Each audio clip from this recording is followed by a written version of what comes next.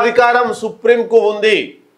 ఏ అధికారం, ఏ విషయం ఒక్కసారి ఇది చాలా క్లియర్గా వినాలి. ఇది రాజ్యాంగం అంటే ఏంటి, పార్లమెంట్ అంటే ఏంటి, ఎవరెవరిని కలిపి పార్లమెంట్ అంటారు, గవర్నర్లకు ఉండే అధికారాలు ఏంటి, సుప్రీంకోర్టుకు ఉండే అధికారం ఏంటి, గవర్నర్లు ఎలా ఉండాలి, ఎలా ఉండకూడదు అనే అంశాలు అన్ని చర్చకు తీసుకొస్తాను. ఒక్కసారి మీరు క్లియర్ కట్గా వినాల్సిన అవసరం ఉన్నది.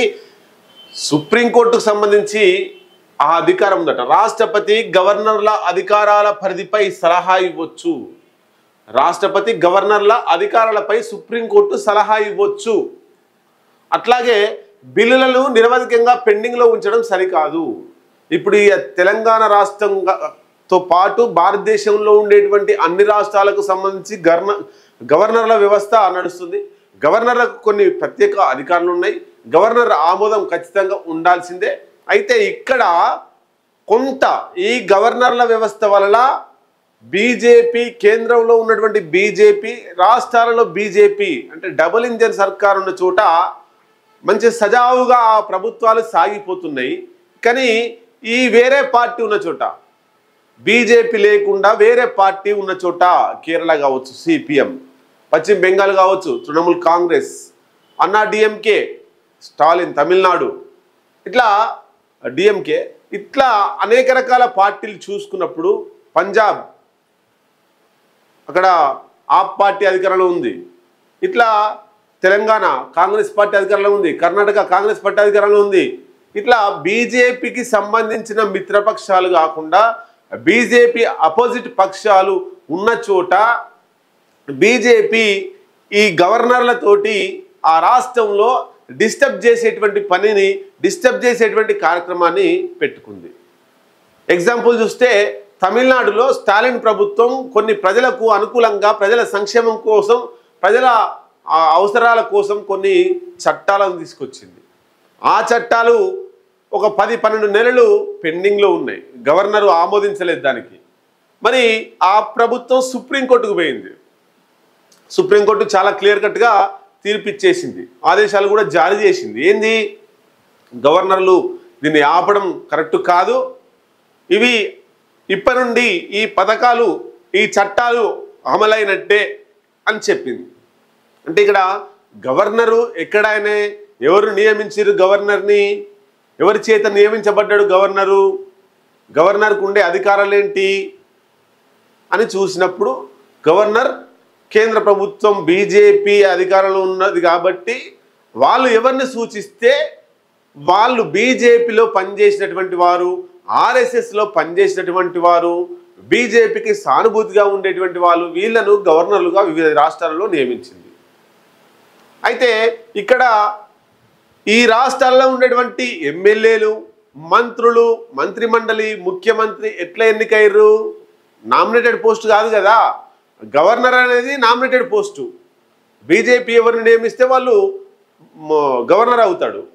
మరి ఈ ఎమ్మెల్యేలు, మంత్రిమండలి, ముఖ్యమంత్రి అంతా మరి ఎట్లా ఎన్నికయ్యారు? నామినేటెడ్ పోస్టా? కేంద్ర ప్రభుత్వం ఎవరు నామినేట్ చేసిందంటే కాదు. ప్రజల చేత, ప్రజల కొరకు ఎన్నుకోబడ్డరు. ప్రజలు ఓట్లు, ప్రత్యక్ష ఓట్లేసి ఎన్నిక చేయబడ్డారు. కాబట్టి మరి వాళ్లకు గవర్నర్కు చాలా తేడా ఉంటుంది. అట్లని మనం గవర్నర్ ఏమో కించపరచడం లేదు. గవర్నర్కు ఉండేటువంటి సపరేట్ అధికారాలు ఉన్నాయి, ఈ ప్రభుత్వాలకు సపరేట్ అధికారాలు ఉన్నాయి. అయితే వివిధ కాన్స్టిట్యున్సీలలో, వివిధ నియోజకవర్గాలలో ప్రజల చేత ఎన్నుకోబడిన వారు అసెంబ్లీకి వచ్చి ప్రజలకు ఏం కావాలని, చట్టాలు కావాలని కొట్లాడి చట్టాలను అమలు చేయాలని ప్రయత్నం చేస్తే ఆ ప్రభుత్వం ఆ చట్టాలను తీసుకొచ్చి అమలు చేస్తే ఆ ప్రజలు ఆ పార్టీకి ఇంకా దగ్గర అవుతారు, ఆ పార్టీ పట్ల ఇంకా విశ్వసనీయత పెరుగుతుంది. కాబట్టి ఏదైనా కొల్లగొట్టాలి, బీజేపీ వైపు ఆ ప్రజలను మలుచుకోవాలి, అక్కడ ఉన్నటువంటి రాష్ట్రాల్లో ఉన్నటువంటి ప్రభుత్వాలకు వ్యతిరేకంగా ప్రజలను తయారు చేయాలి, కాబట్టి చట్టాలను ఆపాలి గవర్నర్లతోటి అనేటువంటిది బీజేపీ చూస్తుంది. మనం తమిళనాడులో చూస్తున్నాం, కేరళలో చూస్తున్నాం. ఆ రెండు ప్రభుత్వాలను కేంద్ర ప్రభుత్వం చాలా గవర్నర్లతోటి చాలా ఇబ్బందులు పెడుతూ చాలా రకరకాల క్షోభకు గురి చేస్తుంది. అయినా రెండు రాష్ట్రాలు తట్టుకొని ముందుకు పోతున్నాయి. దేకింగే అంటే దేకింగే అంటున్నాయి కేంద్ర ప్రభుత్వంతో ఆ రెండు రాష్ట్రాలు, తమిళనాడు, కేరళ. చూద్దామంటే చూద్దాం, సుప్రీంకోర్టుకు పోతున్నారు, వాళ్ళ పనులు వాళ్ళు చేసుకుని వస్తున్నారు. మరి బలంగా కన్స్ట్రక్టివ్ మైండ్ ఉన్నది కాబట్టి వాళ్ళు పోతున్నారు. పోలేనటువంటి రాష్ట్రాలు చాలా ఉన్నాయి, మరి భయపడి ఊరుకున్నటువంటి రాష్ట్రాలు చాలా ఉన్నాయి. ఇట్లా ఈ గవర్నర్లకు ఉండే సపరేట్ అధికారులు ఏంది? గవర్నర్ రాజ్యాంగబద్ధమైనటువంటి వ్యక్తి, గవర్నర్ చాలా గౌరవించబడే వ్యక్తి. ఈ గవర్నర్ చేత తప్పుడు పనులు చేస్తూ తప్పుడు చట్టాలను తప్పుడు పద్ధతిలో ఆపే ప్రయత్నం చేస్తున్నారు.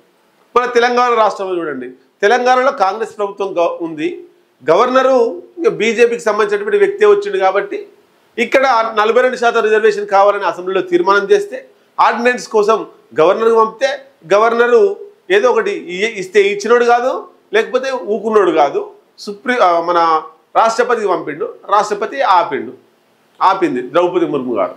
అంటే ఇక్కడ ఏం జరుగుతుంది? బీజేపీ గవర్నర్లతోటి ఖచ్చితంగా ఆపేస్తుంది. అక్కడ ఉన్నటువంటి రాష్ట్ర ప్రభుత్వాలు శాసనాలు చట్టాలను తేవాలని చూసినప్పుడు ఇప్పుడు 42% గవర్నర్ ఆపకపోతే ఏమవుతుంది?